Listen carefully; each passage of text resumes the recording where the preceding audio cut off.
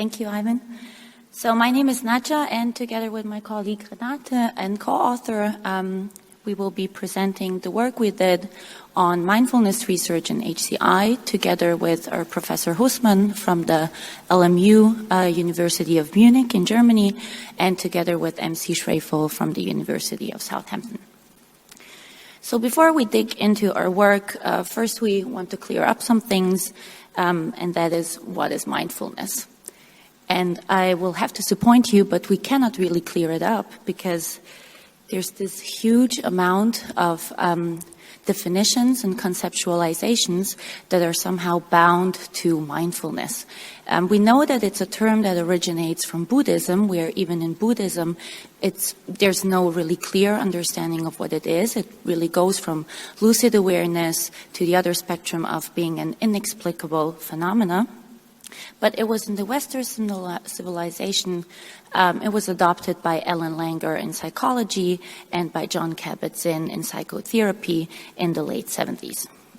So across all of these fields, we have this myriad of definitions and conceptualizations of mindfulness, and there's no really clear nor mutual understanding of what it really is. There's no grounded truth of what mindfulness is or what it's not. And that's really important for our work because last year when Renate and me were starting our work on a different phenomena, each now and then the word mindfulness somehow popped up in HCI papers. And as you can see on the graphic, which is already part of our results, is that we were right. So mindfulness is really a trending topic in HCI. And since 2015, the papers have seen a really steadily increase. And we somehow also saw in the papers that this term mindfulness is really used oftentimes in an unclear way without really giving a notion of what mindfulness is or how they actually plan to evaluate mindfulness. So our motivation for this work it was to avoid the obliteration of the term mindfulness so that it doesn't become yet another term that gets trendy and gets your paper accepted. A small disclaimer on this point is that we do not provide in our work a new definition of mindfulness that we consider to be the correct one, nor do we pinpoint at the definitions that we think are correct or not. What we really want to do is to put some clearness into mindfulness and really say, okay, if you're using it, then please tell us what you mean when using it. So there are three main research contributions that came out of this motivation is first, we provide a structured literature review and a meta-level analysis of the current mindfulness research in HCI.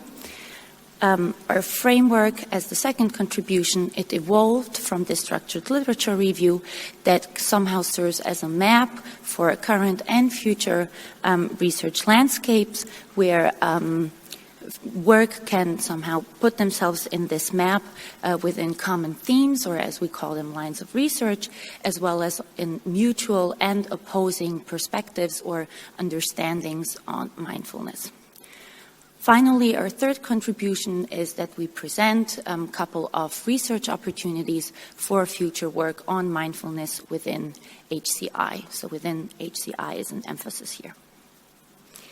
So how did we proceed with our work? We first looked into the ACM Digital Library as the pioneer library for HCI, and we looked into papers that contained the keyword mindfulness. And that resulted in more than 3,000 papers. We then exported a really big Excel sheet that contained more than 2,000 articles on mindfulness, and this was limited by ACM, but they were sorted by relevance. We looked again manually whether the other thousands were containing some relevant ones, but we couldn't find any. So we continued with parsing and ranking those papers that we had. We actually built an automatic parser who went through this Excel sheet and then was giving certain points for certain keywords. So mindfulness and meditation keywords were given 10 points, and we excluded from these 2,000 papers those papers that scored below 10. That meant that they didn't contain either mindfulness nor meditation. And that produced a set of 225 papers. We continued by 2 coders independently to manually review these 225 papers by title and keywords, and some of them also by abstract, and this resulted in 49 papers. Finally, the same 2 coders, again independently, looked into into the full text of these 49 papers, which resulted in the end in our final set of 38 papers that we reviewed for our work.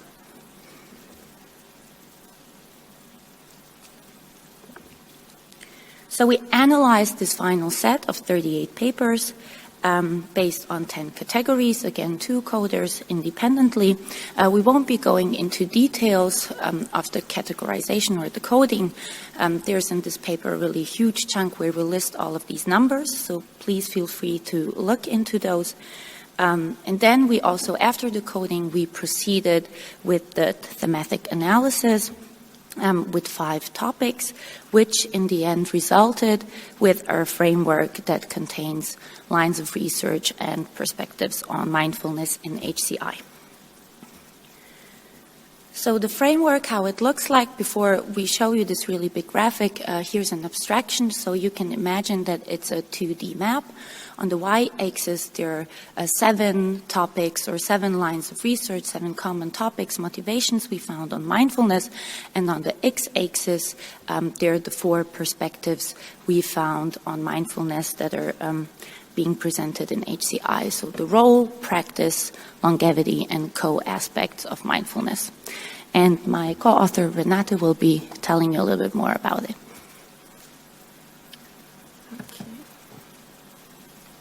So I will now explain you a bit more details about the framework, and particularly the lines of research and the perspectives we found on mindfulness.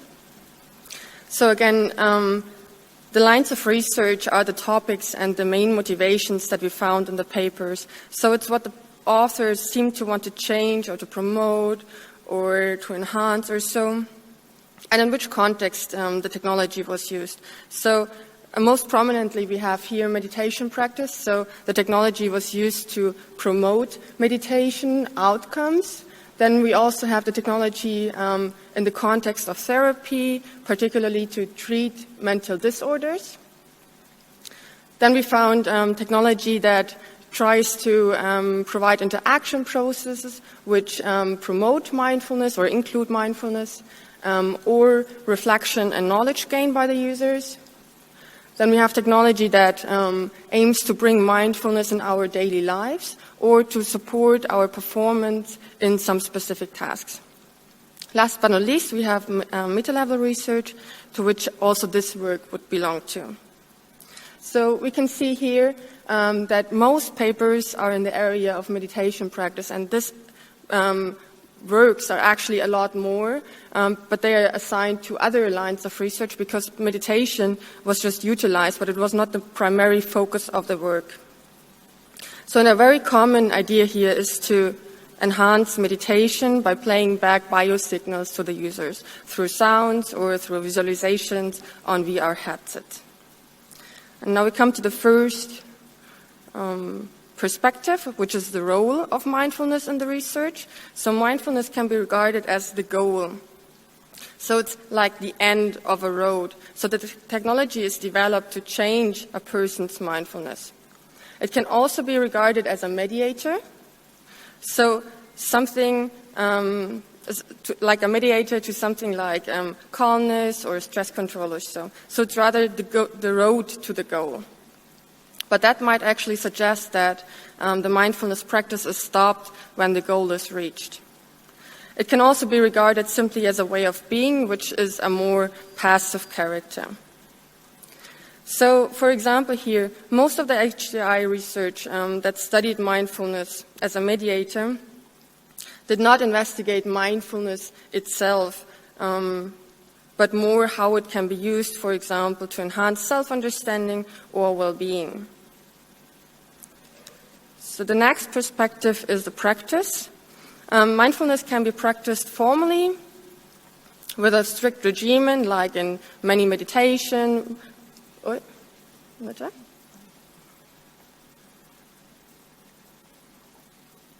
Sorry about that. So, like in many meditation variants or in mindfulness-based stress reduction. But it can also be practiced informally without an imposed regimen. So that would be more individual and more like in the daily life, by everyday actions or so. Or it could also be supported by a technology that presents you reminders to take a break and to reflect on something. And in a few studies, we didn't find any practice at all. So in particular, when mindfulness was regarded as a mediator and the practice was informal, so that's more like the lower half of the graphic here, we found that researchers did not really investigate and systematically evaluate mindfulness per se, but they rather looked into co-aspects of it or some facets, and or sometimes just claimed it in the title, as Nađa said, to get the papers accepted. So that could be a bit more, can be a bit negative and could lead to an obliteration of the term. But we can also see it a bit more positive, because here HCI researchers may start to explore in new directions and try to integrate mindfulness better in our daily life. So that might mean that we don't have to go and attend meditation sessions twice a week to be mindful. And the practice strongly influenced the longevity of mindfulness. So that's our third perspective here. So mindfulness is often regarded as a capacity, and a snapshot of a person's mindfulness in a particular moment or over a limited period of time is what we call the mindfulness state. So that's, for example, when we measure a person's mindfulness after a meditation session, we would capture the state. On the contrary, the trait is like the long-term state. So it's more like a mean state over a long period of time, which of course requires continuous assessment. And the framework here very clearly shows that in HCI we focus on the state. So we rather look into short-term studies than long-term effects, which is also outside of mindfulness, as we know.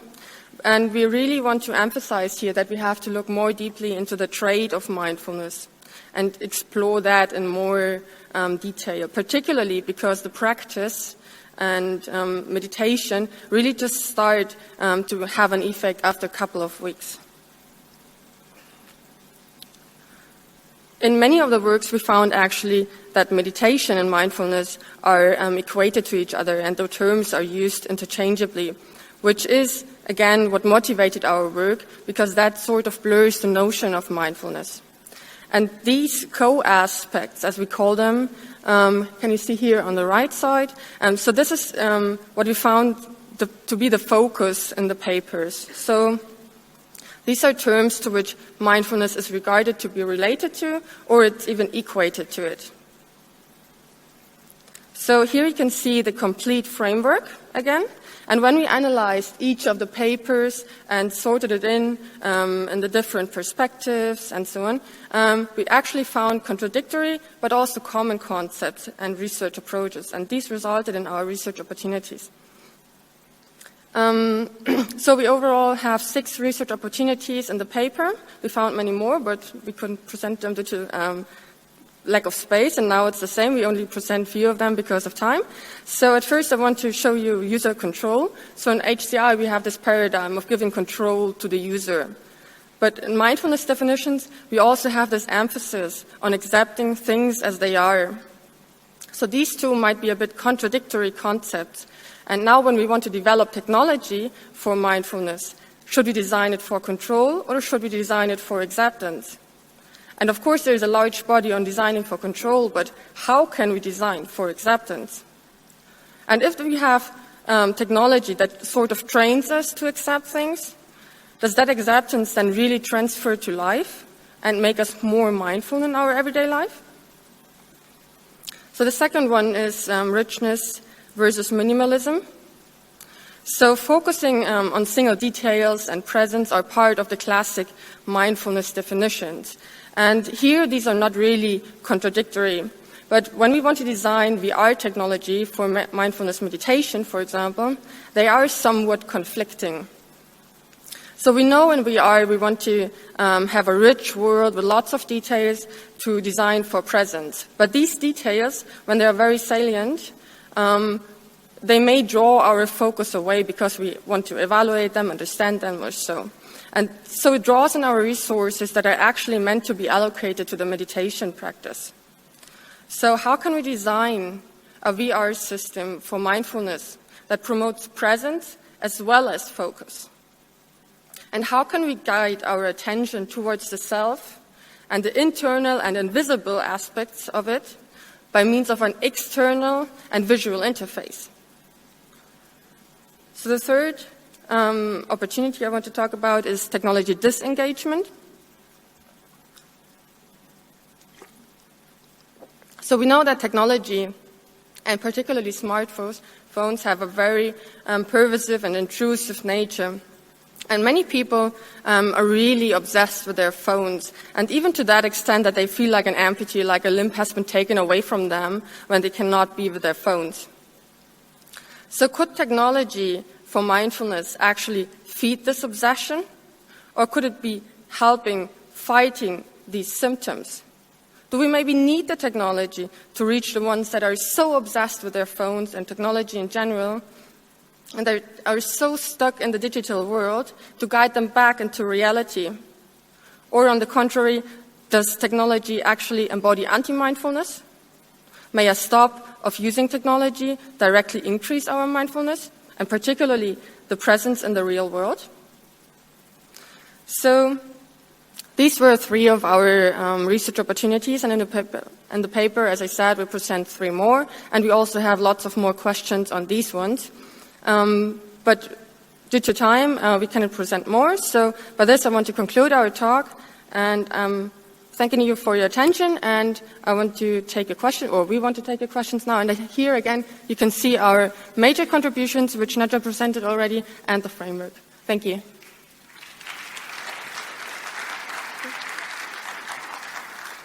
Thank you, Renee and Nađa. Questions?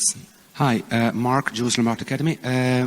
I would like to hear your comments about the actual quality of research, because my experience from cognitive psychology research on mindfulness is that it's kind of usually low methodological, like there are methodological problems in many researches in that. What's the situation in HCI?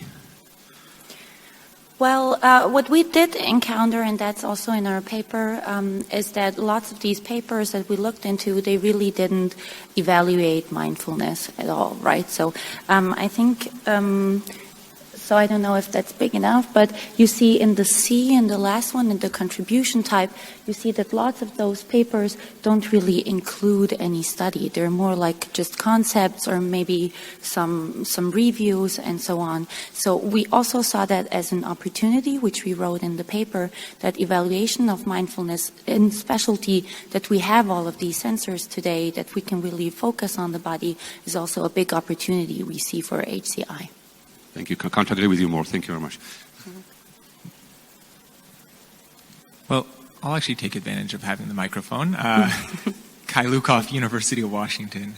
Thank you for this work. I found it really valuable in clarifying different conceptions of mindfulness, as well as identifying tensions. And I was curious as to your choice to include meditation in the keywords or selection criteria for this work, given that I think, in a way, presupposes a certain definition of mindfulness, in a sense, or colors like the results that you showed around, the majority of the papers then focusing on meditation practice. Whereas you could have, I could imagine other sort of keywords that you could have also included there, or even excluding meditation as one of the keyword terms for selecting papers. Yeah, so we also have a really big I'm not sure. I think we also mentioned that in the paper, which were all the keywords that we were including. So there was much more than just mindfulness and meditation. It was really also reflection and all of its derivations, as well as awareness, attention, and so on. And they were differently. So the points, yeah, they might be an argument point maybe, how much we did give or not. But the set was much bigger than just mindfulness and meditation for the ranking. Yeah, and we reviewed, exactly. So with this 225 papers that we got, we also manually looked into the others, and we saw that there is no clear connection to mindfulness.